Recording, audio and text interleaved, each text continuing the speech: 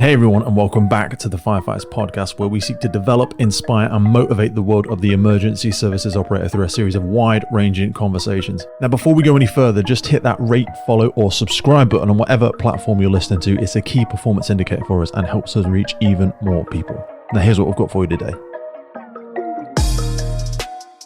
Today on the podcast, I'm joined by Phil Calburn. Phil is a consultant in emergency medicine and pre-hospital care and someone who has been right at the centre of shaping how we think about major incident response in the UK. Phil's got over 2 decades of experience in pre-hospital care. He is a co-founder of Great Western Air Ambulance and has held senior clinical leadership roles in the NHS Ambulance Trusts for more than 10 years. He's currently one of the medical directors for South Western Ambulance Service, supporting major trauma, resuscitation, hazardous area response teams, and large-scale incident response. He's operated across operational, tactical, and strategic command levels, working alongside the police, fire, and even military teams, and provided expert evidence for major public inquiries, including Manchester Arena and Bondi Junction. His work right now just sits at the real intersection, I think, of clinical care, decision-making, and the whole multi-agency response.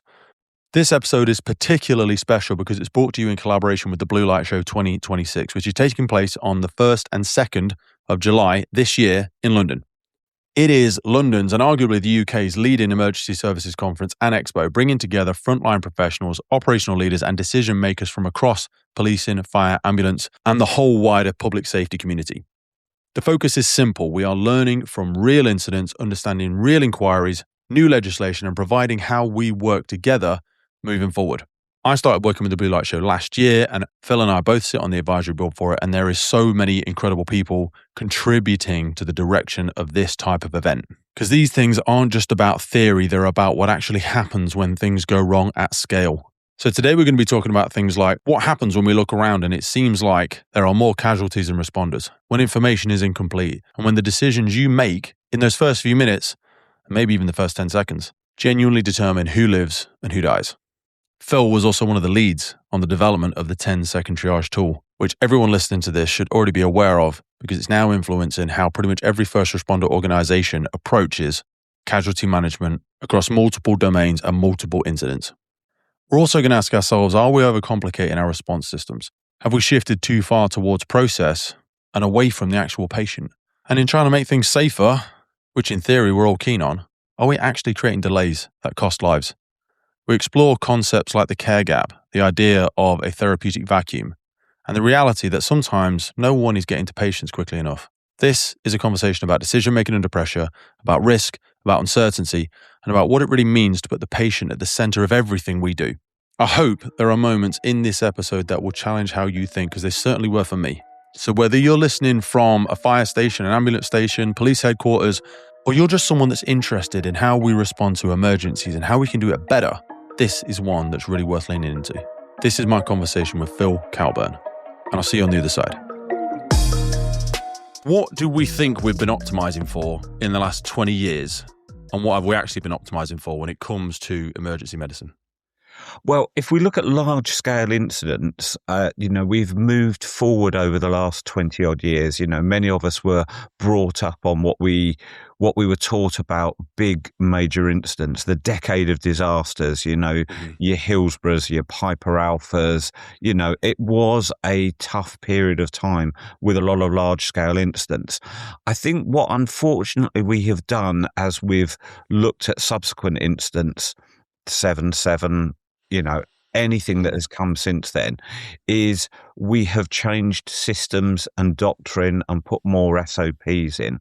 And as a result, I do worry that we have shifted the focus from the patient, which should be at the center of what we're trying to deliver care. It's about saving lives. We've shifted away from that and we've gone on to, have we set up the right command and control aspects?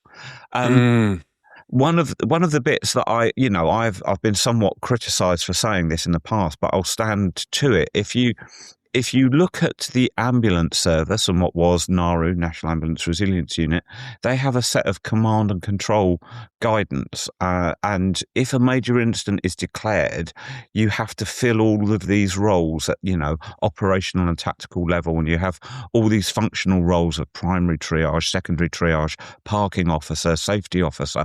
All of these people have to don tabard. Parking officer. That is true, though. Yeah, and you end up with what I term an adverse tabard to patient ratio, where all of your clinicians are wearing tabards, carrying clipboards, and not actually saving lives. So what we need to do is create something that is predicated on our core responsibility as a health response, which is saving lives and reducing harm, along the kind of Jessup principles. So we need something that is scalable and is focused on the patient.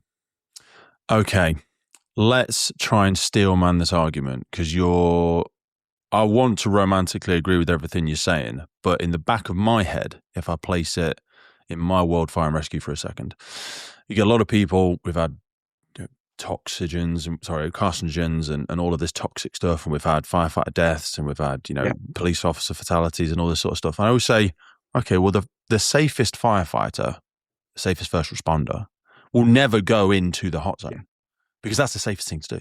Just don't go anywhere near it. But obviously that is juxtaposed challenge of we're supposed to do the thing.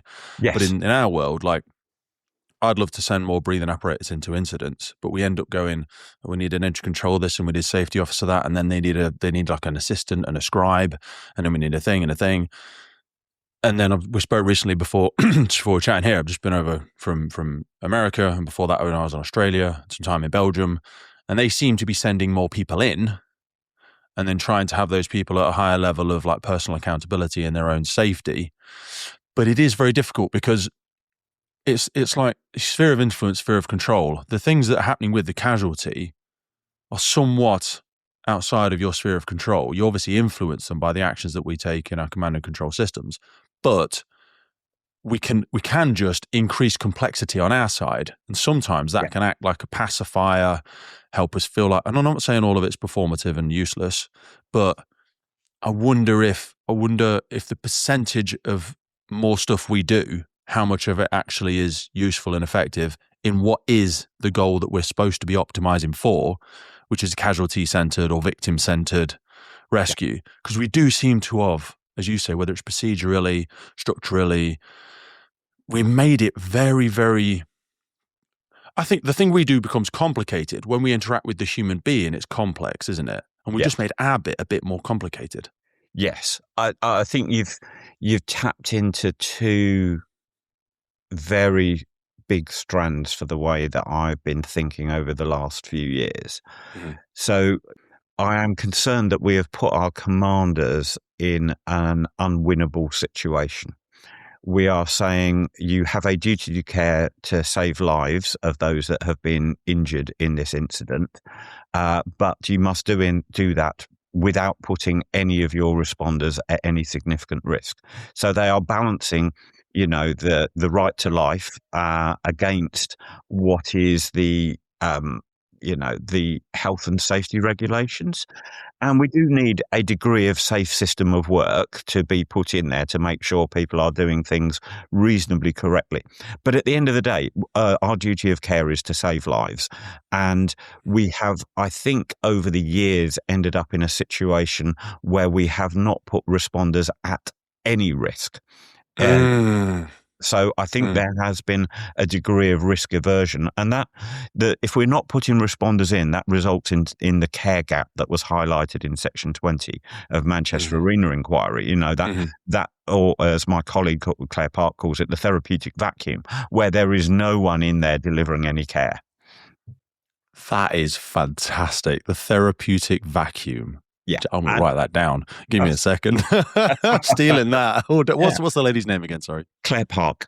Claire Park. What a banging statement that is, Claire. I think echoing back to like seeing how things are done in different nations, I think we've shifted from what historically we saw as like reckless heroism. Yes. To an overcorrected caution. Yes. Because historically it was decisiveness, aggression, get stuck in kind of Yeah. behavior. Sometimes that saves lives. Sometimes it buries first responders. And Yes. when you hear, I had a guy on from the American first responder community, and he had a big, his thing was about line of duty deaths. Yeah. And saying, it's not your duty to die. You know what I mean? Because of, in the UK, Management Health Safety Work Act, health safety regulations, all of this stuff that we have, if you worked in a bread factory, it shouldn't be an expectation that you might get pulled into the oven and die. Yeah. You're just doing a job as Yeah. a paramedic, as a firefighter, as a police officer. You're not actually at war. You're not in the army where we go, yeah, well, you might actually get shot at. It's kind of in the thing. So yeah, but certainly in the fire and rescue service, they have this line of duty death thing. They still call it that now. They do, do LOD reports. There's websites about it, and he just doesn't like the vernacular of a line of duty death. But then, echoing back to the first point, is when does the pendulum swing too far to more procedures, more emphasis on justification, rationale? The pendulum just swings too far, and when you increase accountability without equally increasing decision-making confidence, you don't necessarily get safer commanders. You get hesitant ones. You get timid firefighters. As it was procrastination. Yeah, just too much rumination and vociferation about the right decision. And you do a lot of talking around decision making and distress. And I always say in situational awareness, you're only ever going to get 70, 80%, maybe not even that. But to be honest with you, because it's a moving target. Yes, do you know what I mean? If you waited for certainty, you'd never make a decision. Absolutely. I think there's a couple of things that we probably don't discuss with our responders when they start with us. And one is this job as an emergency service responder involves some risk. And I think we have to be honest and open about that at the start. And myself and a couple of colleagues from, including fire rescue colleagues from LFB, were speaking at a conference last week, and we had a number of student paramedics in the audience, and we were talking about taking risk. There is an expectation that some risk will be taken to save lives, and this care gap is not a new thing. It was there, the Derek Bird shooting, Highmore Cross. There's multiple instances in which this care gap happens, and it's inevitable. If you drive your car off a dual carriageway, there will be a period of time before anyone can get to you. It's about minimizing that gap, either by narrowing it, getting in there quickly, or filling it, anyone who is in there delivering some care. So I think we've never really discussed risk. And let's be honest, why are we thinking that risk is only present in these large-scale incidents that might involve a threat from an assailant or something? That happens every day when we respond pre-hospitally. We're driving on blue lights. That's not without risk.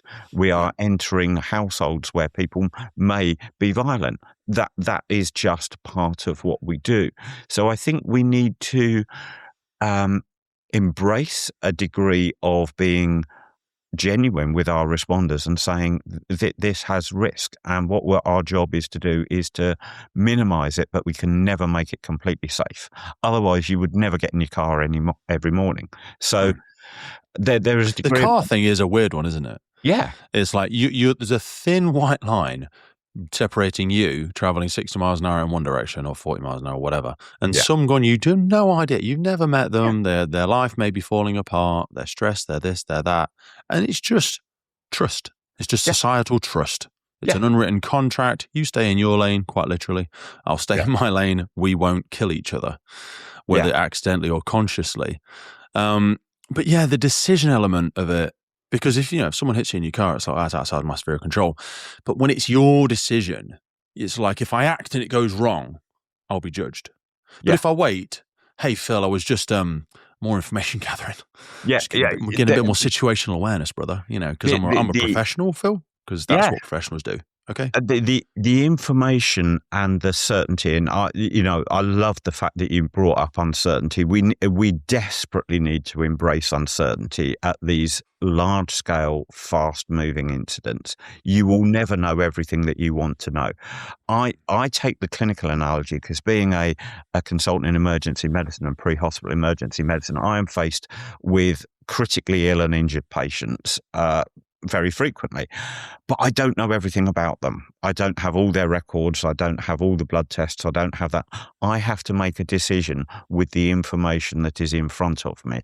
And whether you think this is going into the thin slicing type 1 thinking, recognition, prime decision making, we could talk about the psychology around it, but that's a little bit too academic. You're just pattern mashing as quickly as you can. Absolutely. Likelihood. Yeah. And we need to embrace that uncertainty and say, the Colin Powell bit around the, if you've got a high risk decision to make, if you wait for 100% of the information, you're too late. And if you make the decision with under 40% of the information, you probably don't know enough. And that somewhere between 40 and 70%, and then go with your gut, I think is very, very wise. But I don't think we tell people to think like that. We make them information hungry. It's all about, well, you need to find out more. And you'll see a lot of it when they say, you've got to get a grip of this incident. Now, information will be coming at you at such a rate from so many different sources.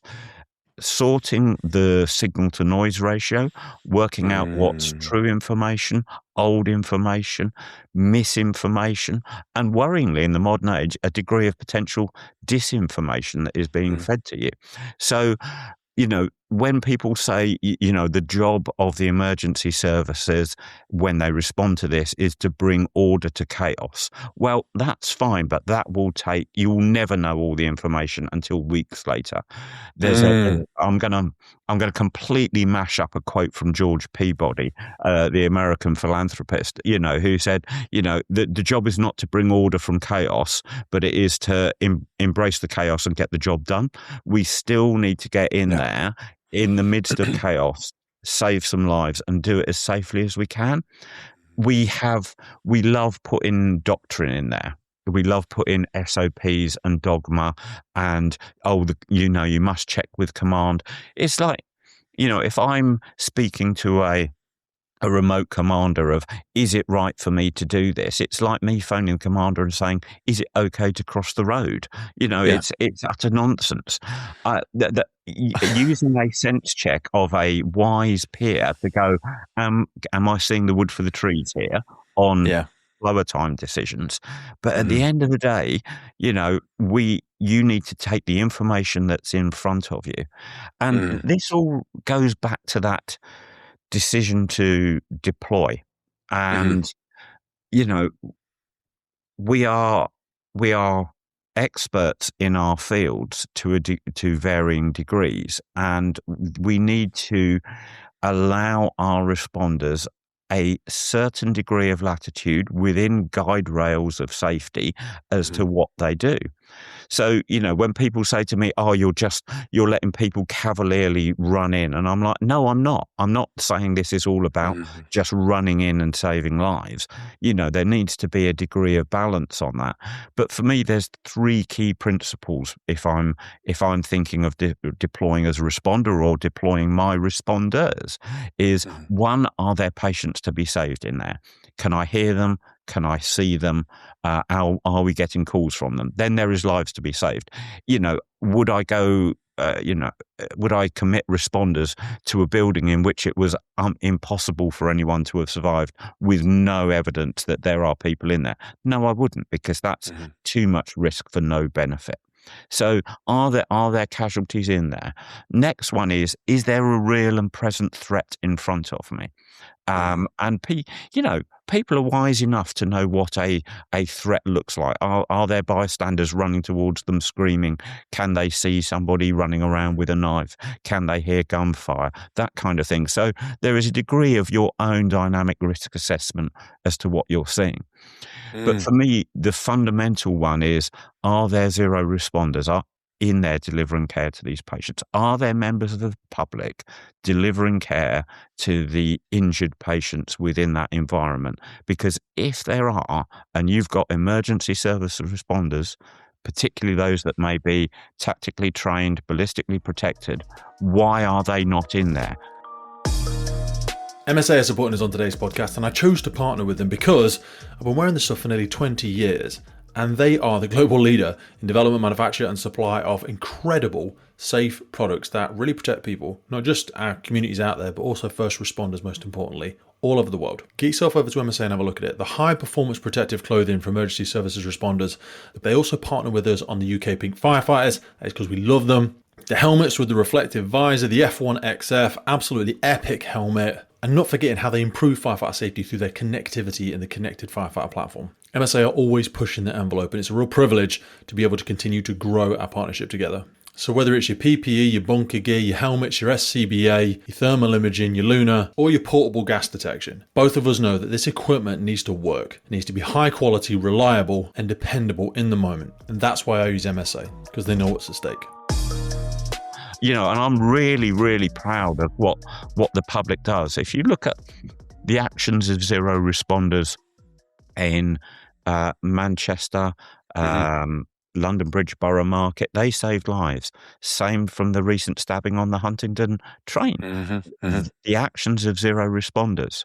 I recently did the Westfield Shopping Centre Bondi Junction public inquiry. You look at the actions by the zero responders there in slowing down the attacker, directing the police to the attacker, delivering first aid and guarding victims. And similarly, the Bondi Beach shooting, the bravery of zero responders. We cannot.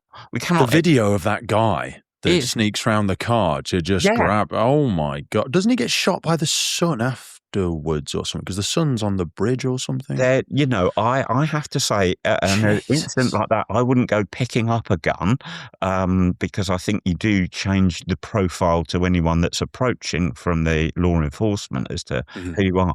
But the fact that people will make that effort to save fellow humans, and I think another thing within our kind of response plans for whatever emergency service, we never take into account the actions of zero responders. We think of them as a hindrance. Clear them out, get them away to safety. They're told. Is that because we think we can't control them, or they're not, valid? They're not sort of, we don't know their background? Because you do see in different. I remember going to Vietnam, and in the lobbies, just as a side point.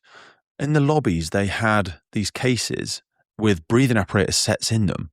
And they said, in the event of a fire, put it on and attempt to make, and they have hose reels and stuff. Whereas here, we're like, don't you dare pick up. Are you extinguisher trained? Yeah. Don't you dare touch it. You're out of date with your fire safety training. I get a cold burn on my hand or it squirts water in someone's face. Yeah. And I get, I'm speaking from an unbiased bias, but I think, certainly in my world or in our world, but certainly then micro in my world, fire and rescue service, a lot of people don't like having them inside a cordon. You see in different states, they'll help, crews run out hoses and stuff like that.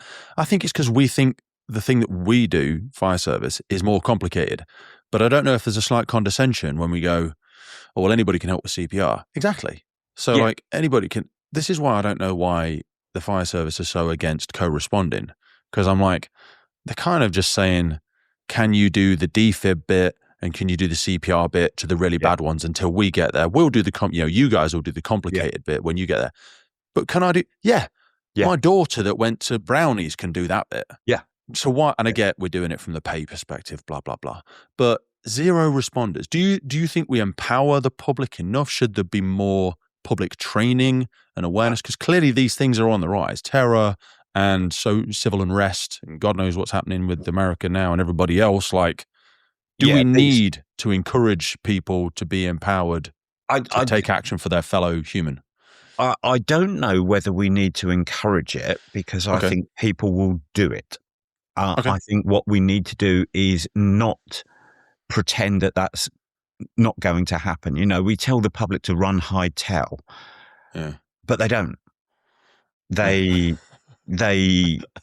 go and they go and look after, and it's not just their loved ones. It's anybody. They will go, and they will go. They will stop bleeding. I think what we do need to do is educate people in those very early, immediate life-saving interventions like stopping bleeding and opening an airway. How many catastrophic bleed sets are out? Because this is the next wave of stuff going across the UK, isn't it? So obviously we've had defibs and phone boxes and on fire and ambulance stations for a long time now. But you've seen a lot of catastrophic bleed kits. I've seen a few, but would you be able to give any insight into the proliferation of them?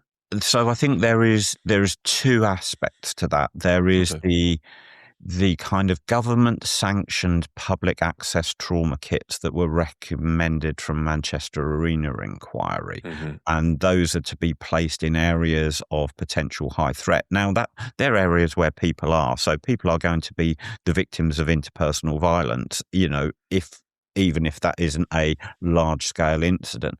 And then there's these charitable stop the bleed kits, of which there are an increasing proliferation, and the content of those kits often varies. For me, having all that equipment has some potential benefit, but the key bit is actually the basic stuff of, if there is blood coming out, press on it. And what I think we need to do is keep it simple. There isn't much evidence from UK civilian practice that all these bits of equipment will save lives. Now, in the hands of a trained individual, they might do, but that's still actually vanishingly rare. Are you including defibs in that, or are we specifically focusing on... But is that not a time thing, though? Because defibs have just been around for longer, so maybe people need to get used to these catastrophic bleed kits, and we need to put out some more public awareness adverts. I don't know. I have no idea. So I think public access AEDs, there is definite evidence, because if you are in a shockable rhythm, the only thing that will save you is the defib. And you need that, and the sooner you get it, the better.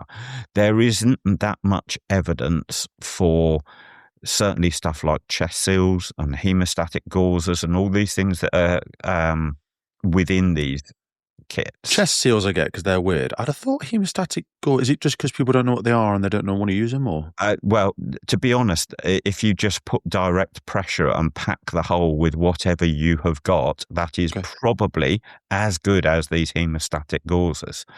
We will see, tourniquets for years. When I started training, they were the work of the devil. They were Satan incarnate. We must never put a tourniquet on.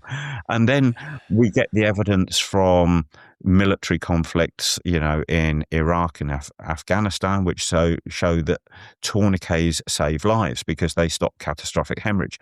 But that was in a system where it is being put on by somebody who is right next to you very, very quickly. This is not being put on by somebody who arrives 10, 15, 20 minutes later, after they have had their IR March briefing and deemed where it is safe for them to enter and decided what uniform Jessips and then we're in there and go, I mean, there's a few pints of blood here. They've got a catastrophic bleed. No, they did have one. Now they just need bloods and fluid because they're basically just on the exit ramp of life.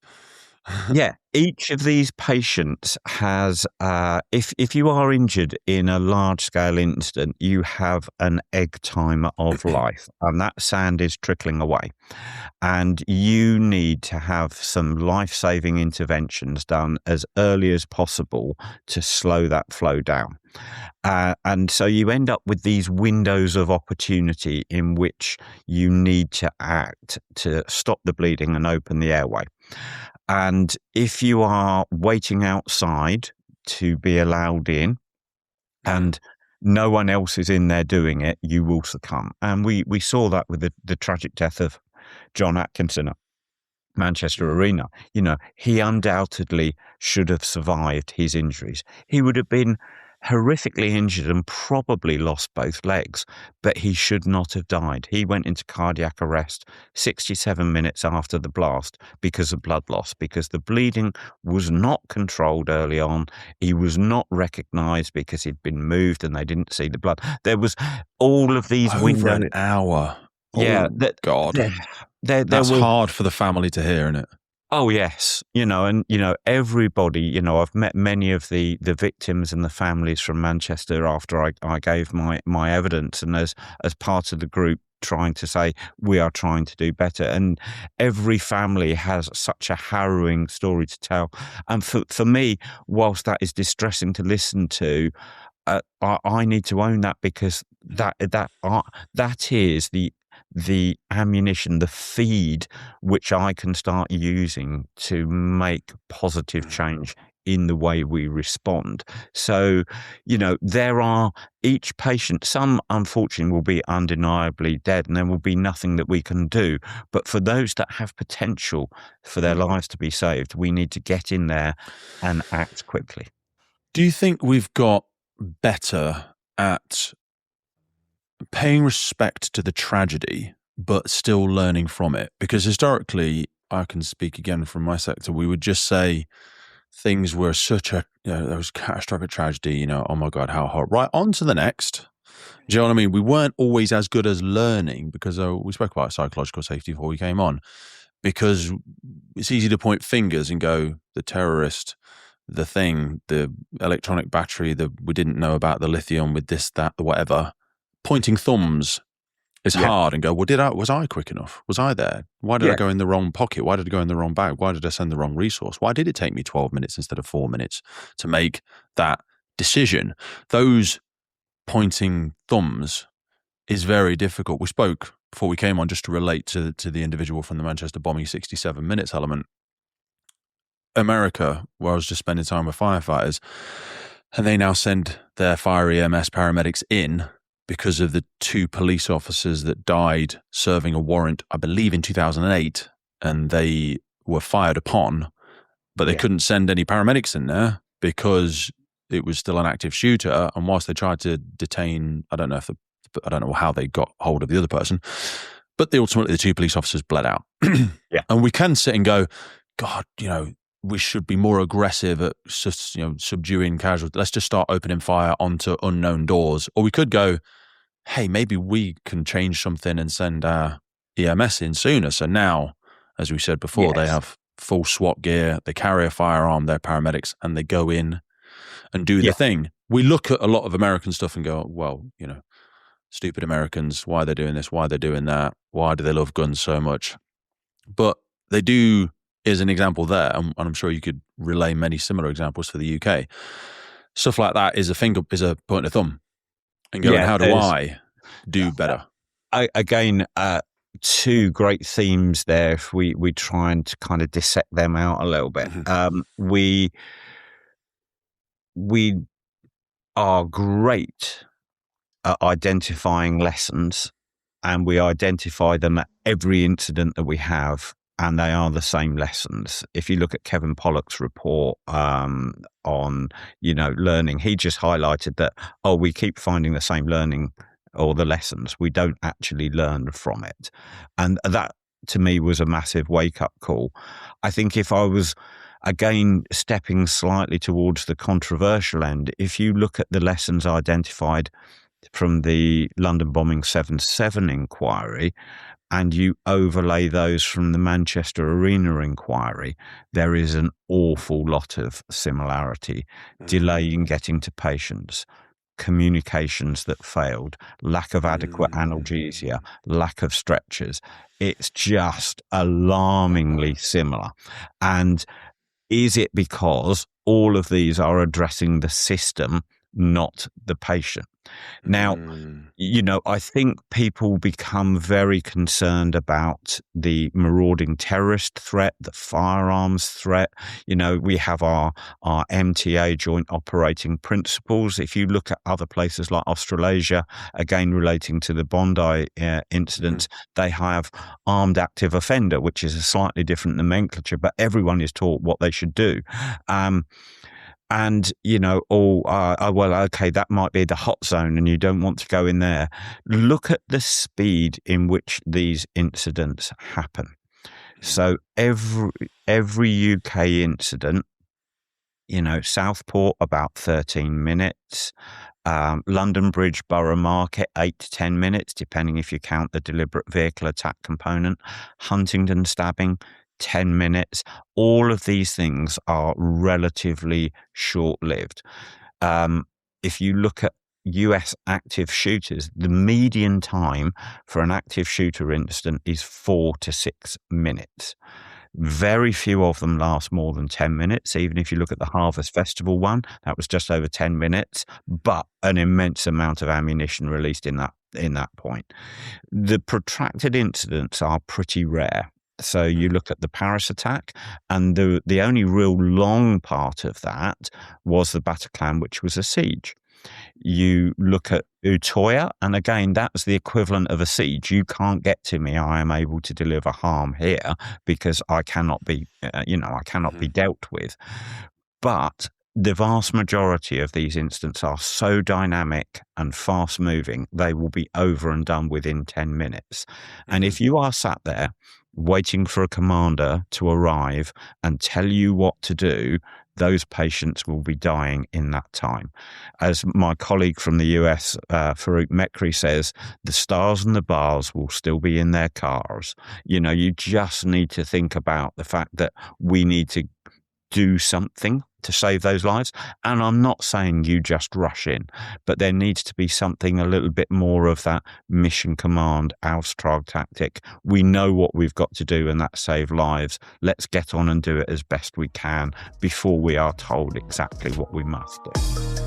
Firefighters, police officers, and first responders are now stepping into environments wired with more high voltage than ever before. Everything from electric vehicles to solar panels feeding direct current through compromised structures, overhead power lines, and illicit drugs factories with improvised lethal bypasses. Any single strike in the wrong place in this type of environment can turn things fatal very quickly, and that is exactly why we've partnered with Jafco.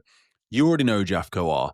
They have been relied upon for decades for sturdy, get-the-job-done equipment, and they are not resting on their laurels. They are evolving to face the challenges first responders are handling today through their insulated tool range. These are purpose-built for the scenarios where contact with hidden electrical hazards isn't just possible, it is increasingly likely. Their insulated tools are engineered for real-world abuse and use, designed to keep firefighters, police officers, and all first responders alive in environments where electrification is outpacing policy, equipment, and training. And you know this. This is the kind of innovation our sector needs and the kind of investment organizations should be stepping up to support if we are serious about protecting first responders from fatal consequences. So a massive thank you to Jafco for backing the podcast and backing the crews on the ground. Go check them out, learn what they're doing, and bring that conversation into your service, because this isn't about the future, it's about right now. Well, I don't want to misquote anything, but that is, again, I think, and you'll know better than me, the Manchester element from the fire perspective. The stars and the bars were still they were traveling around trying to make decisions from a long ass way away. Yeah. Do you know what I mean? And if I zoom that down to the micro, people understand the silliness of it. Silliness is an offensive word. What I'm saying is, like, when I send a breathing apparatus team into a house, if they call me from the inside and go, hey, boss, ABC, XYZ, I'm like, make your own decision. I can give you external factors. So, wind direction, this, I can see this, I can see that. Once you pass the threshold of that door, I can't see what you're doing.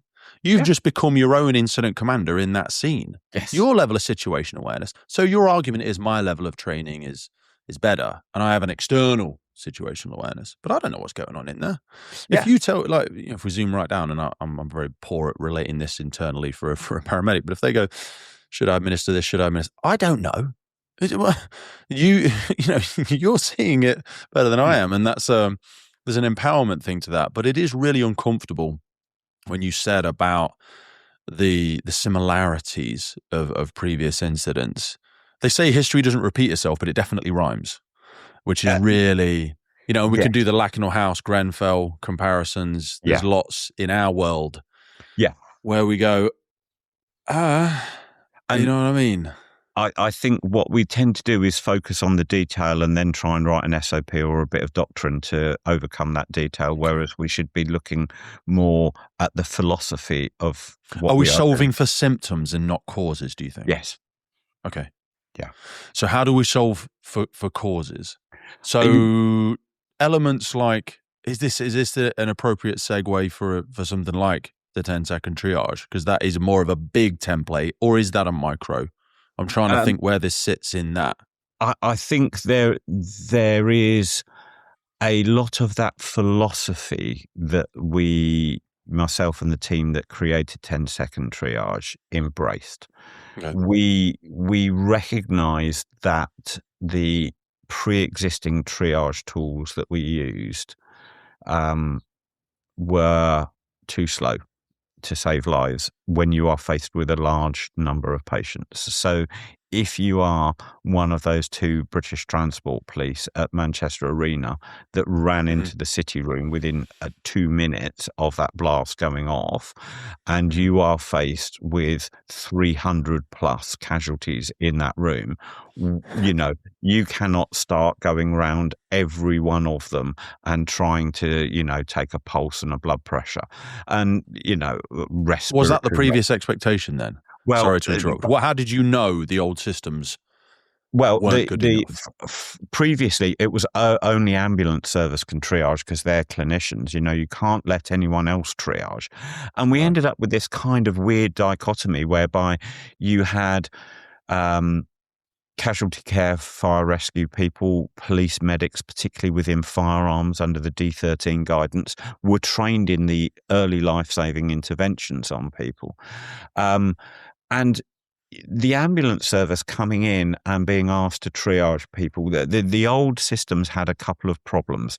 It was predicated on catastrophic hemorrhage to start off with, which is fine if it's there, but, immediately trying to find it in everybody is a problem. And you look at John Atkinson again as an example.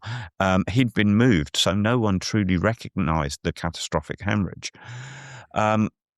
It was then, okay, are you uninjured? Nobody knows whether they're injured or not at that early stage. Excuse me, sir, madam, are you injured? Well, I don't really know. My ears are ringing. I'm a bit sore here.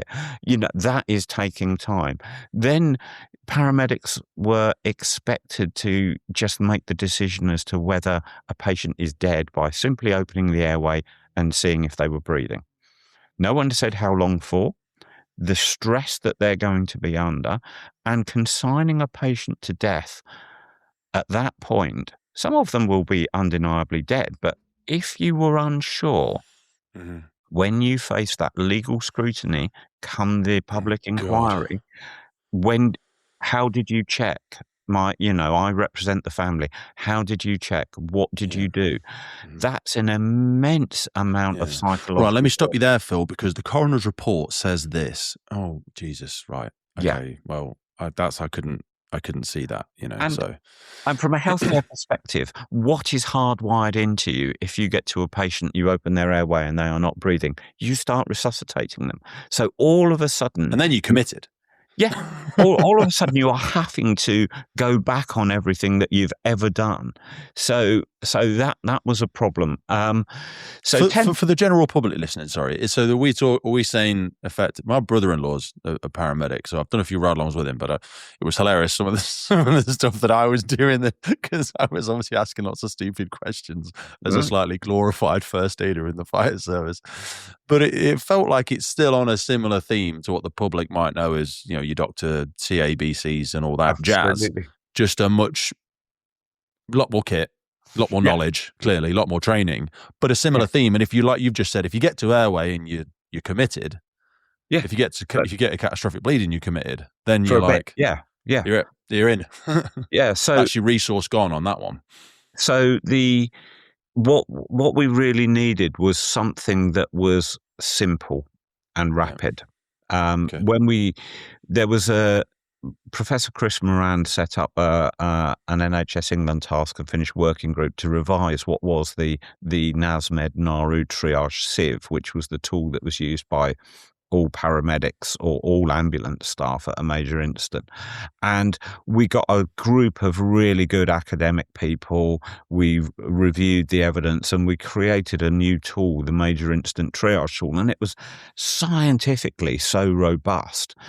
But we did something that hadn't been done before. to my knowledge, and we field tested it in a mock major incident. So we got a load of ambulance staff and we set up this mock major incident. It was a proper bad day at the office. We had deliberate vehicle attack through a pedestrianised area. We had people attacked with bladed weapons. We had some petrol bombs thrown, and then we had a person-born IED go off. So it was a little bit Holby-esque in its this is a really bad incident. But we found even under those exercise environments, the bandwidth of the paramedics was stretched. Counting a pulse, counting a respiratory rate. They couldn't do the maths. They don't wear watches anymore. So why were we doing that? Because your own like intense, you're full of adrenaline and I'm going to touch well, I why don't know. Were we doing that? Even with pulse oxes and stuff now, I'm like, why are we still doing that? Well, I think we told people that that's what they would do, and everyone said, yes, that's what I'll do. And afterwards they said, oh, I did that. And I don't think they ever did it. No, but people have got so many random complexities in their own bodies now, with where they've got Raynaud's, they've got poor pulses, they've got this, they've had a previous injury, and then to find out that stuff, you've committed another 8 minutes of questioning or 4 minutes of questioning. But then it's like, the why are we doing pulses? load. You see that still in films where they're walking along with a gun, they drop a knee and feel the pulse. Behave yourself. What are you doing? The cognitive load, the sounds, the sights, the smells, that emotional burden that will be going on, even if you're very experienced, will just be overwhelming. So at the time that we'd developed that and went, well, it's great, but it's really slow. Myself and Claire Park, my colleague from London Air Ambulance, we had been working on triage tools for the police officers that we look after. We both look after discrete groups of specialist firearms officers, and we'd thought they needed something that was quick and dirty. And she'd been working on one which involved checking out for penetrating torso injury, which is a likely cause of internal bleeding and, is a strong marker for you needing to be taken to definitive care quickly. I'd been working on one which was basically very simple: walking, talking, breathing dead. Because anyone can kind of go, that patient's walking, that one's talking, that one's breathing. Not too different. Yeah, that's what I think when I turn up to road traffic collisions. I'm like, who's moving? Who's loud and quiet, and then where can I see blood? Do you know what I mean? If someone's really loud, I'm like, oh, they're fine. They're just making a lot of noise. I glance at them and go, is there masses of blood as well as lots of noise? If not, you're not being harsh, but you've got to be relatively brutal straight away and go, it's just noise. She's making noise. So my very simple kind of, eyeball list versus the one that Claire had with a focus on severe bleeding and penetrating torso injury. We kind of smashed those two together, and we kind of came up with what turned in to 10-second triage. And we did a number of things that at first people kind of struggled to understand. So the first node in 10-second triage is the patient walking? And people go, oh, but catastrophic hemorrhage is going to kill you. But if I am faced with, in that ratio of 2 responders to 300 people, I want to very quickly thin those numbers down to a number that I need to focus on. So if you are walking, you must have a good enough blood pressure to be able to perfuse your brain and your legs. Because people will go, but they could still have a crash. Well, if they are, they ain't going to be walking for long. Well, so if I watch them for 5 or 10 seconds, they're going to stop walking if they've got a catastrophic bleed. But this is where we put in the common sense bit. If they are staggering and there is blood pouring out of them, please feel free to say, sir, madam, please be seated and allow me to triage you. So sit down or fall down. It's up to you. Yeah. So, we wanted walking first to thin down the numbers, with the caveat that if they are clutching their chest with a hole in it, you can get them to sit down. The next one was deal with the severe bleeding. We changed it from catastrophic hemorrhage to severe bleeding because catastrophic hemorrhage, everyone thinks blood pumping everywhere. It might just be slowly trickling out. And you may, if you're there 15 minutes after this incident has happened, that spurting blood may not be anywhere near as much. So we put severe bleeding. It's more accessible language, isn't it? Severe bleeding. Public know what that is. And if you've got severe bleeding, you deal with it as best you can. Now, that may just be some direct pressure, get that done by a bystander, get that done by a colleague. It may be a tourniquet, it may be packing. It depends on what your skill set is. But at the end of the day, your job is to stop that severe bleeding. Because hemorrhage is more of a medical word, really, isn't it? It starts to get clinicalized and inaccessible. Oh, I can't do that. It's a hemorrhage. But it's severe bleeding. That's what it is. You know, and really and severe, but severe. You know, if they're walking, they're a P3. If they've got severe bleeding, they're a priority 1. The next node is then talking. Is this patient talking? And if they are not talking, you move on to the breathing node. But if they are talking, you do a very quick check around for a penetrating injury somewhere where they might have an internal injury which is bleeding a lot. So that's chest, abdomen, but also remembering going down the sides, armpits, root of the neck, down into the groins and buttocks, areas where there's big blood vessels. And if they've got a penetrating injury in that area, they are a P1 because there's likely internal damage and bleeding going on. I bet buttocks is often a hidden one, you know. Oh yeah. Yeah, because it's straight into the hip cavity. It's still into the pelvic cavity where you can lose masses of blood, but it's underneath you. It's out the way. You're sat on it, but it's an area that's not obvious that you've been stabbed or you've had a penetration. Big, hard-working muscles with a massive blood supply, and people just do not comprehend that even if you don't get all the way through into the pelvis and start hitting the big vessels and the bowel and stuff like that in there, those gluteal vessels will absolutely spray blood everywhere, but you'll be sat on it.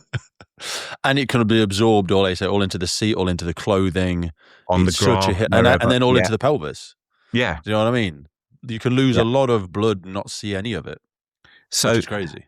So then if, you know, you've done the talking, and if they're talking, you check for the penetrating injury. If they're not talking, you go on to breathing. And if they're breathing, you roll them into the recovery position to open their airway, and they're a P1. If they're not breathing, you roll them into the recovery position and they're a silver, not breathing, because basically whether you're breathing or not, you are not consigned as dead yet. You still get a level of care. What is also very interesting is if you have got responders there or enough people to deliver CPR, you know, basic resuscitation on these not breathing patients, why shouldn't you let them carry on with that? Only if you need them to go and triage more patients. So we created this tool, we bounced it around a bit. It's not meant to be super scientific. It's meant to be quick and dirty. I always wanted to call it quick and dirty triage, but Prof. Moran wouldn't let me. So we came up with a 10-second triage. That is good branding, though. Yeah. 10-second triage works. That was good. It was a proper advertising jingle, but more of that later, because that was an area of controversy. So we kind of went, okay, we've created this tool. It doesn't declare anyone dead.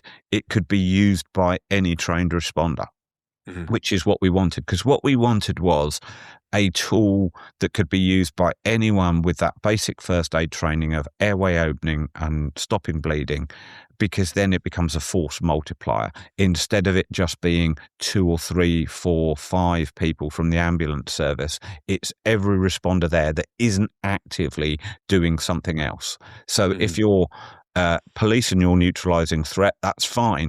But if you're not actively doing that, let's get on and save some lives together, shall we, folks?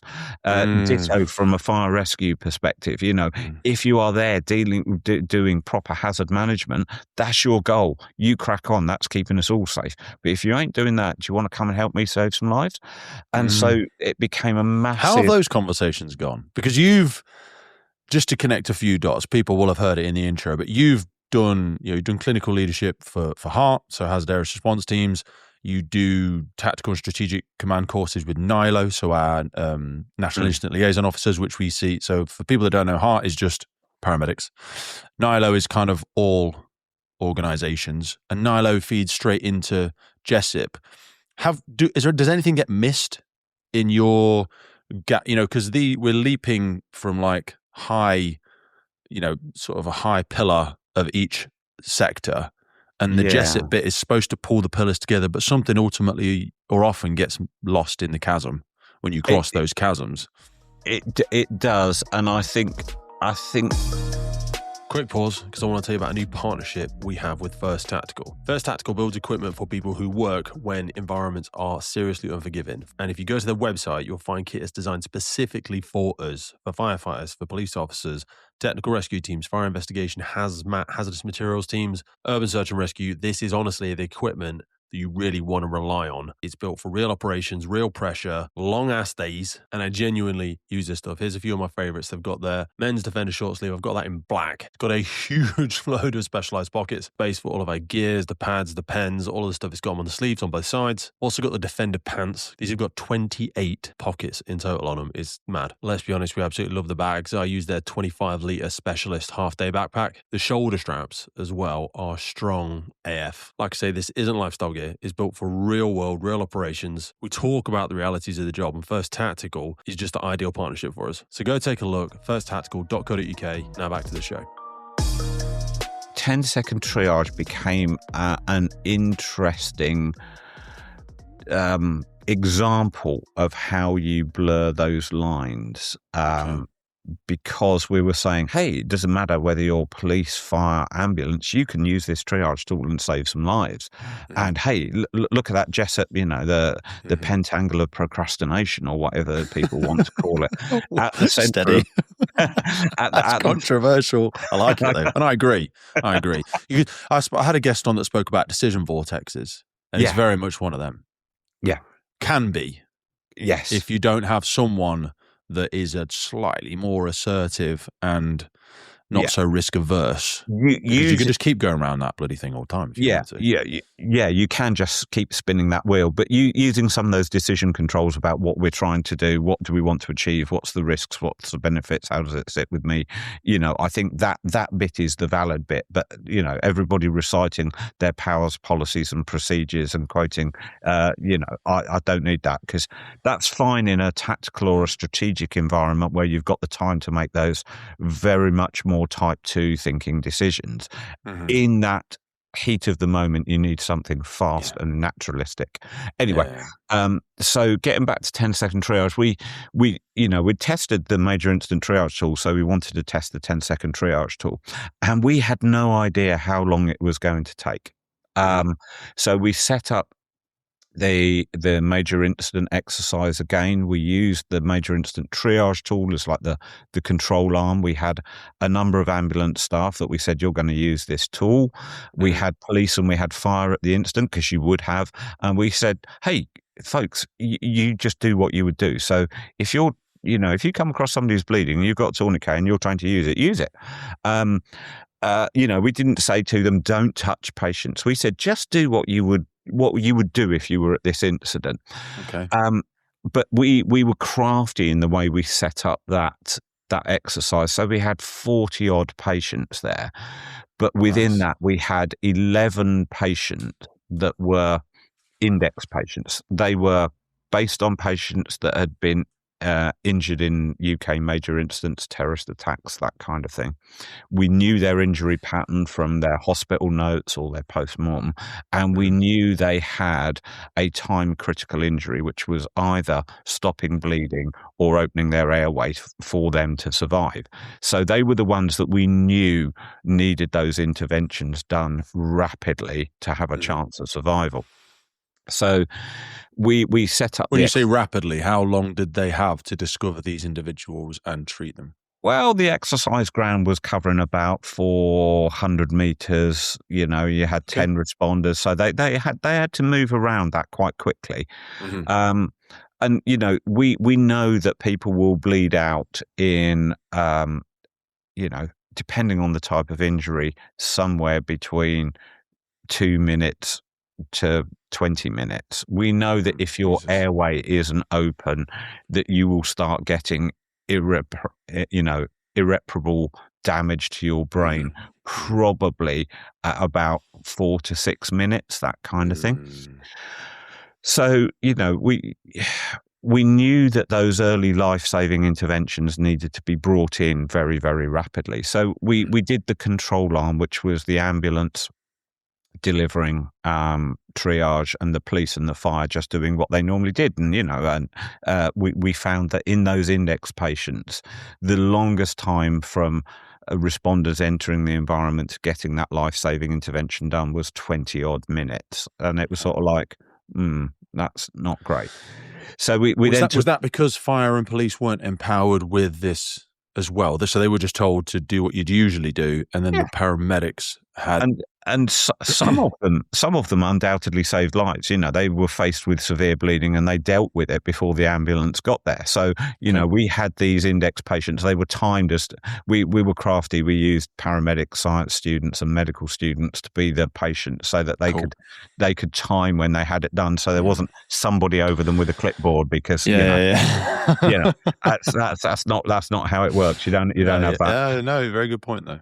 Yeah. So we then took this group of fire, police and ambulance people, and we got them from all over the country. We just reached out for volunteers. We had people from northwest, southeast, southwest London, everywhere.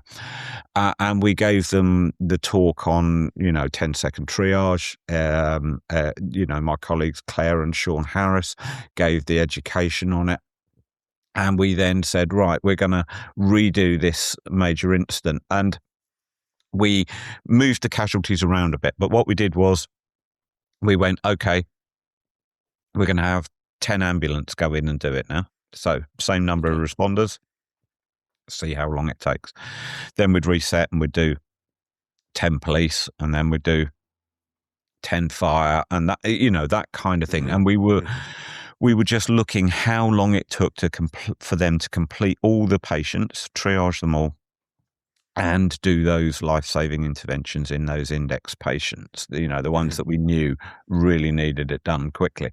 But the thing is, we had no idea how long this was going to take. We'd seen that it had taken about 25 minutes for the major incident triage tool to be run through. And the first run was over in 7 minutes. And we went, what the hell happened there? Yeah. We reset it and we repeated it, and we found the time to triage dropped down dramatically. But you had the same number of responders, but they were just using a process.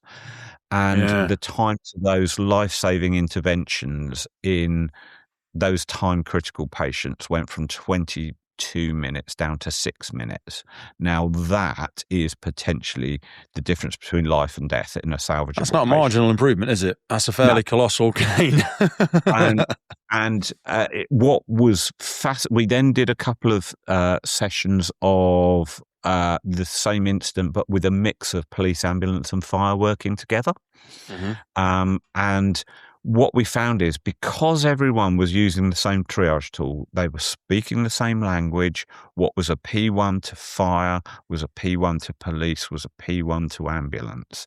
And they developed confidence in the other services' decision-making because they were all using the same tool.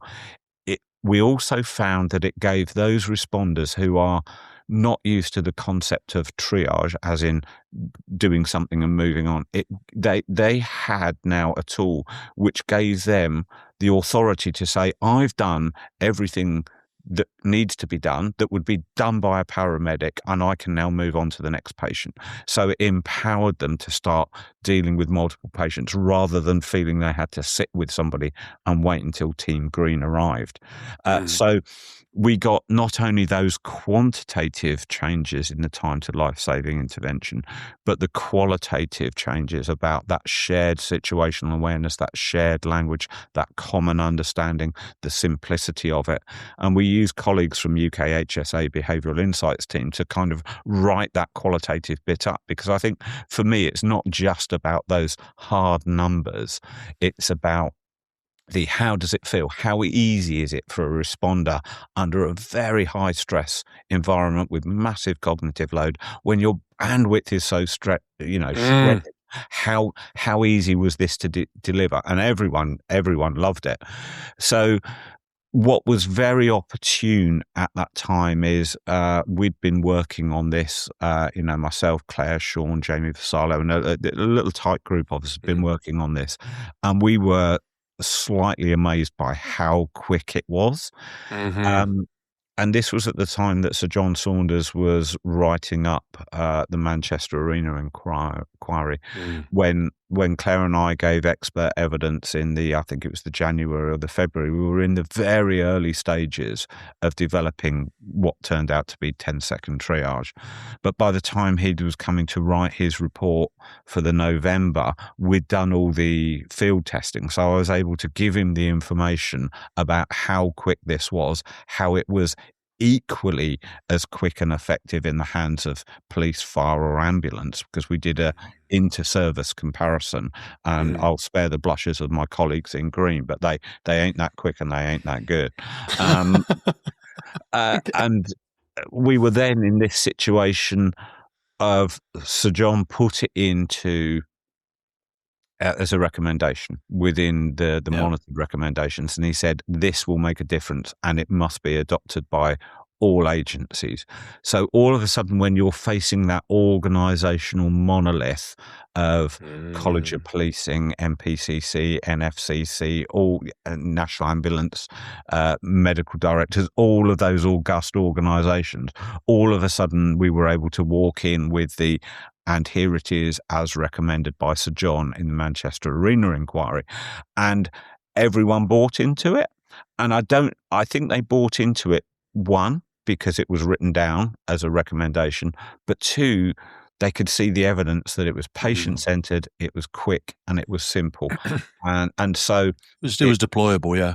It wasn't too held up in, academic language and complexity. It had been designed... as people will see from the first responder sector, they're very, very familiar with 10-second triage, but it's actually survived conflict. Do you know what I mean? They always say, best band doesn't survive first conflict, but this sort of thing had, and it's very deployable because it's knowing that, or having the confidence and the academic support now that slow accuracy can kill more people than fast imperfection. Not the saying the imperfections, but you know what I mean? It's like, don't make great the enemy of perfect. Because a utopian answer is only going to happen in a clinical environment at the hospital. Yes. And it's knowing that not all of that's going to map over. And, I often use when I kind of lecture at conferences or, speak at conferences and lecture on triage, I give the clinicians the choice of, what tool do you want? Do you want something like an operating robot, which costs millions of pounds, takes 2 years to learn how to use, but is, accurate to, 1 or 2 microns? Do you want something that sensitive and specific, or do you want a Stone Age axe, which has just got a handle and a lump of rock on the end? And you don't need any training to learn how to use that. You got a handle and a hitty end. Pick it up by the handle, hit it with the hitty end. Monkey see, monkey do. And that's what we are. I always refer to as in the fire service as really, really, really, really passionate, just knuckle draggers. They're my words. No, not everyone's a knuckle dragger, but that's what we started as, most of us. Lots of desire, lots of interest, but we don't need a doctorate or even a degree to join the fire service. That doesn't make us stupid. It just means we're not academic. Yes. There's a high level of intelligence in the first responder sector, including the fire service. Yeah. But because it doesn't necessarily always come from an academic side, you need a degree to be a paramedic. I think you also need a degree to be a police officer, but you don't need one to be a firefighter. So these things, if we're all going to work together, we can't lord our academia over other people and then go, why are you not doing it? Well, it's bloody complex, Phil. Yeah. Where's the easy version? But I think the other thing is, from a health perspective, we're our own worst enemy as well, because we go, but it's not very sensitive and very specific, and this might happen. It's like, I don't care. We can come back to that patient once we've done those early life-saving interventions. So the biggest problem we have, I think, from my experience of seeing it used at exercise and moderate size incidents, is health want to be health and too clinical about it. What you actually want to do is just sack off your clinical acumen for the period of 10-second triage. And once 10-second triage is done, then you go, right, now we start thinking about these patients, because I know how many P1s, P2s, P3s and silvers I've got. Now I can get people start focusing on that. And I think what we're finding from instances like Southport and Huntington, Manchester Synagogue, where 10-second triage has been used, it's what comes after 10-second triage that is actually the key bit. And that's where you really need that clinical aspect of healthcare response, looking at those P1s, because you could be a P1 for lots of different reasons. It could be because you're not talking because you've got a closed head injury, or you're not talking because your blood pressure is very low, or it could be you're a P1 because you've got penetrating torso injury. You may deteriorate very quickly. You could be a P1 because you've got severe bleeding from your arm and somebody's put a tourniquet on, but hey, could we put a pressure dressing on and take that tourniquet off? And you know, that's now controlled. You're no longer a P1. And so for me, from a health perspective, what the clinicians have to do is find the P1iest of those P1s, the ones that need to be pulled out and get straight to hospital as soon as possible. That's where health comes in. So interestingly enough, in the way I've seen, if 10-second triage is being delivered well, the best occasions is probably when there is a mix of responders delivering the actual TST, and then health come on top of that to start reprioritizing once the life-saving interventions are done. That's the bit that I think we need to start really working on. But I think it's just worth thinking about the 10-second triage, the title of that. That I came up with that as like an advertising jingle kind of thing. 10-second triage, you know, it sounded kind of funky. Oh my word, what an absolute Marmite event that was. So you got some people kind of going, oh, 10 seconds. So does that mean at 10 seconds I must stop treating that patient and move on? Or I must spend 10 seconds with each? And it's like, no, just look, the ones that I wouldn't are even answer them. You know, you have triaged them in, a microsecond. The one that needs 2 tourniquets, well, you're going to spend a bit longer with them, and you may spend more than 10 seconds to apply those tourniquets and stop that catastrophic bleed. But, come on, folks. And, that's also... Because unknowingly, in the first a couple of seconds, like 2 seconds, you've probably already made a decision anyway. It's you've just already pattern matched, and now you're spending more time looking for confirmation bias as to why you think that is. You're already heading down. They've clearly not lost their head. Yes. And they're not covered in blood. So you've seen those things from 30 feet away. Yeah. So do you know what I mean? If there's blood pouring out of them, I've triaged them at that point. It's the life-saving interventions that are going to take a little bit of time. So, this was turning into a real, Marmite moment, with some people going, oh, no, because, does it mean that 11 seconds I have spent too long? It's like, no. But the fascinating bit, and, when we did that field test, we looked at the average time to triage each patient. Looked at the time duration that the responders were in there from the time they entered to the time they finished, the number of patients they'd triaged. And for 10-second triage, the average time over all of those patients, and bear in mind we did it so many times, we had hundreds of data points there, was 10.2 seconds per patient. And it was just like... Boom. Ron Seal, quick-flying wood stain of triage. It does exactly what it says on the tin. Yeah, because someone might do the maths listening to this, but if we said on that one you spoke about, like 7 minutes divided by 40, and there will have been some that were shorter than that, some that were longer than that, and they go, yeah, but for that person, they took 20 seconds. Yeah, but the average over those 40. Yeah. You mark, and you go, because you quickly glance at 5 people clearly standing by the road, and you go, well, they're not in it. So, and that was what? That was 0.5 seconds per person or whatever. This person's sitting on the fly, hey, turn around for me. Oh, no, okay, right. Yeah. Do you know what I mean? Yeah. So, that when you zoom out and look at it holistically, and we are talking mass casualty incidents. Well, it's applicable to any, but certainly the 10 seconds, the bigger and bigger casualty number you apply that to, it probably gets shorter than 10. Yeah, to be honest. It is beyond a privilege to be able to bring the Firefighters podcast to you, and we are so grateful for every single person that supports, listens, shares, and follows our journey. But here's the honest truth. It takes a colossal amount of time and work to keep the podcast going. And to help us keep doing it, create more, reach more guests internationally, and make the podcast sustainable, we're asking for you to help. And to do this, we've set up a Patreon page. Now, if you've ever wanted to meet a member of the podcast, buy us a beer, buy us a coffee, and you think anything you've ever listened to on the podcast has been worth £3, that's basically what we're asking you for. By joining our Patreon community, you will get access to every single full episode archive we have ever made. Now, hundreds and hundreds of key documents that we've got in there on fire behavior, firefighter health, cancer risks, incident debriefs, and so much more. So if you feel like you want to join the Patreon crew and help us make this possible, head to patreon.com/TFFPC or check the link in any episode podcast notes. We created this for that moment when you are the one or two responders and you walk into carnage. Mm-hmm. But we found it was so effective. It works if you are one or two responders turning up to a 5-patient road traffic collision, because you can just do that very quickly and then come back. We had a lovely example of just after we'd done the field test, we had a big road traffic collision in Bristol. A vehicle had crossed a piece of the central reservation of dual carriageway and hit another 5 vehicles on the other side. And there was 16 or 17 patients involved in this incident.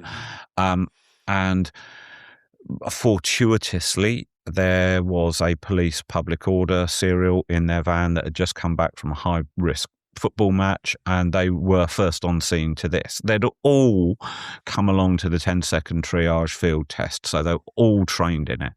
And they had triaged, using 10-second triage, every patient before the first ambulance response arrived on scene. So when the first ambulance response arrived on scene, called in for some backup and said, this looks big, we're going to have to start triaging the patients.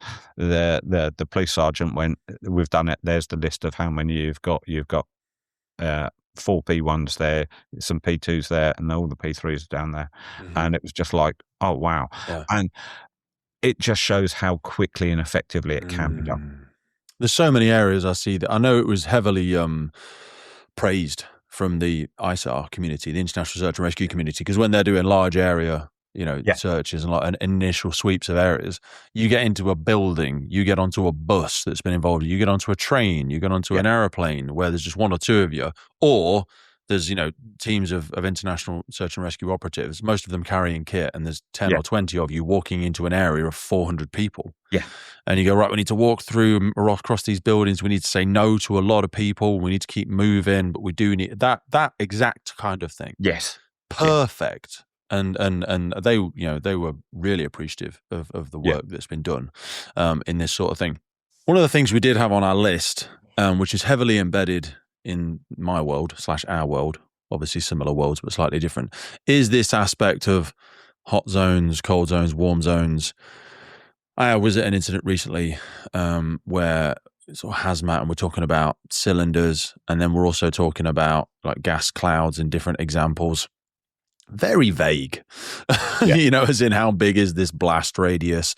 How big is this? Now, those things arguably are more quantifiable because they have a chemical element to them. But when it comes to civil unrest, or when it comes to an active shooter or a bomb or not bomb, is there a secondary device? Is there not? How do you think about zoning? And is it net positive, or do we create invisible lines in our head that become more of a barrier? I think the concept of zoning has been with us for so many years that we've tried to latch everything onto it.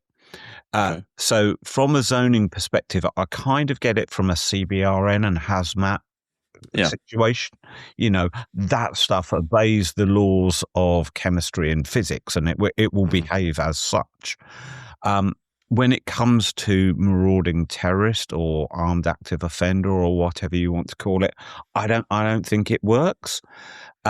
These are dynamic, very dynamic incidents. You know, they are over in sub 10 minutes, the vast majority of them. Trying to work out where is hot. Well, if they're marauding terrorists, guess what? They move. And what was hot is probably no longer hot. What was warm could be hotter, or and how hot is hot? How warm is warm? Is it lukewarm? Is it tepid? Is it just off the boil hot? Is it cold? Is it ice cold? And nowhere is cold. And the delay that gets communicated in, which is a barrier that's still stopping somewhere else, like fire in the Manchester examples. So every incident that I have looked at and every exercise I have attended, the zoning has caused patient harm because it has increased that care gap. People don't know where they can go. Or who's allowed in the hot zone? Who's allowed in the warm zone? How warm is that zone? It is dynamic. It is disordered. The whole thing is disobedient. And what happens then is, in this view of ensuring responder safety, we will say something like, okay, there's an attack in there. I did an exercise at a football stadium, 65,000 seater football stadium, 3 people with bladed weapons in one of the stands attacking people. And it's like, the whole stadium is hot. And it's like, no, it isn't. I can see where they are. Now, if you've got 3 assailants with AR-15s, I grant you that's a little bit different, but bladed weapon, come on. I could be within, I'm probably no more than 10 foot away from a knife every time I'm out doing pre-hospital care, at certain times of the day. But if I've got 4 firearms officers between me and them, I'm very safe here. I think of this example, so just to go on a segue to keep other sectors with us, bridgeheads in high-rise buildings. People go, bridgehead needs to be 2 floors below the fire.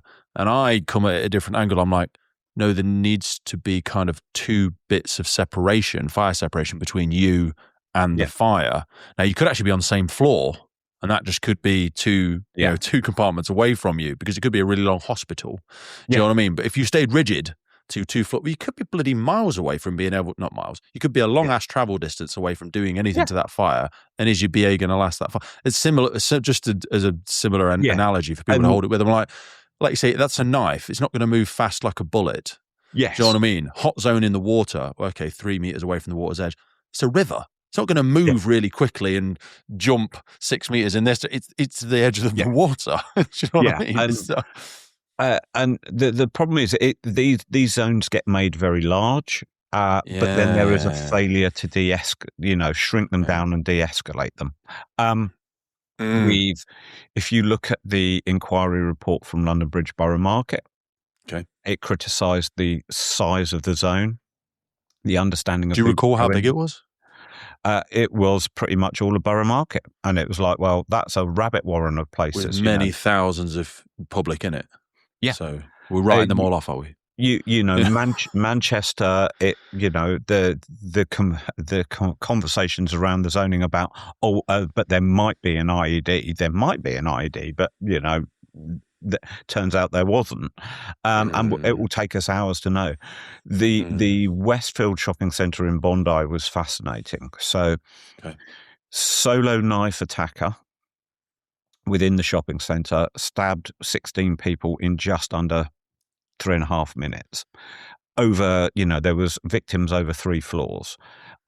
Thanks to the forward-leaning approach of New South Wales Police and the ambulance service, a lot of those patients have got to. And the rapid neutralisation of threat by Amy Scott was just incredible. And that then became a theoretically entirely permissive environment. But there was debate about whether there was a second attacker, and I completely understand that. That's a large number of people stabbed in a very quick period over a number of floors. You can't comprehend that one person could have done that. So is there another threat? But responders went in, so police and ambulance went in together and said, come on, let's go and save some lives. And that there was lots of bits we could applaud as a result of that, but there was a fair amount of learning. But what happened was, sometime after that, the threat had been neutralized. There was a failure to adhere to any interoperability principles. So there was a failure of information sharing between the police and the ambulance. And an ambulance commander called it hot sometime after the threat had been neutralized, even though the police had confirmed evidence from CCTV. There was no second offender, that the environment was as safe as it could be. That resulted in the withdrawal of all of the responders. Thankfully, they had got to all of the salvageable victims by that point, but there could have been people in shops that were hiding. There could have been, that was a near miss. That hot zone, once declared, stayed on for hours because no one ever rescinded it. So I think we end up with a problem with this proscriptive zoning. We need to think about where is the immediate, the dynamic risk assessment of what's in front of me. And an understanding, like we discussed earlier, that if you've got trained and protected responders, they should be going forward into environments of which there is a degree of risk to save life. Because if bystanders are there, we have a moral duty, I think, to be there and look after them.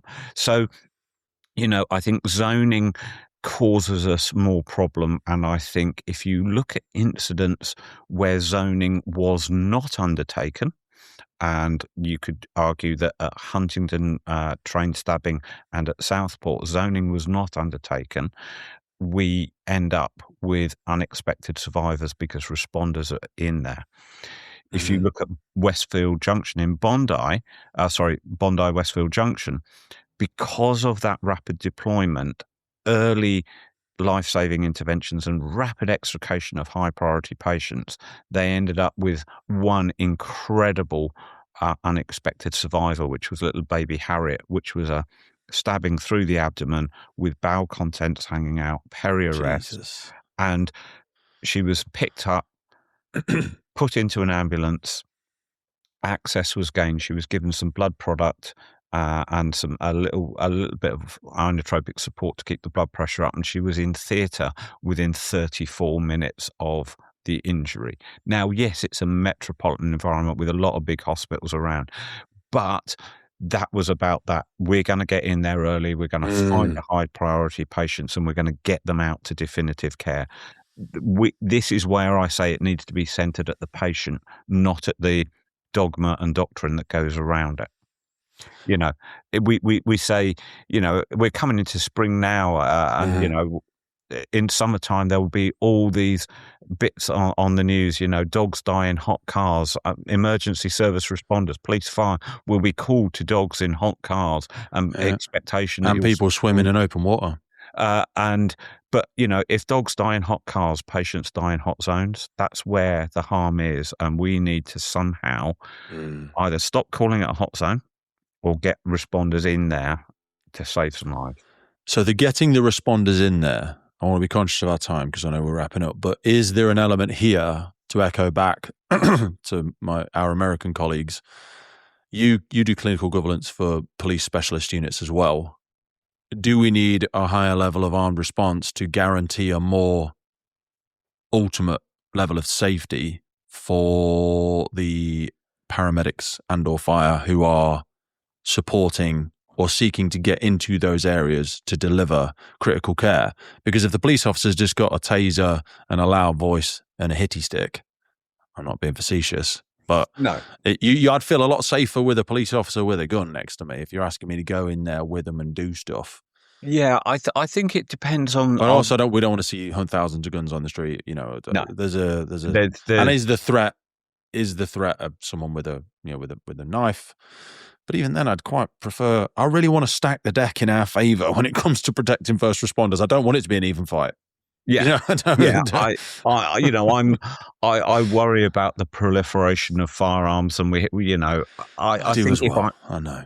if I am faced with a threat with somebody with a bladed weapon, be they of a malicious intent terrorist ideology that wants to seek out victims, or they're just a nasty person, or they are tragically mentally unwell, like Joel was in Bondi shopping centre, I think a degree of protection uh, by, officers, 3 officers with tasers and asps, I'm sure can keep that person at bay long enough for me to get in there and get a patient out.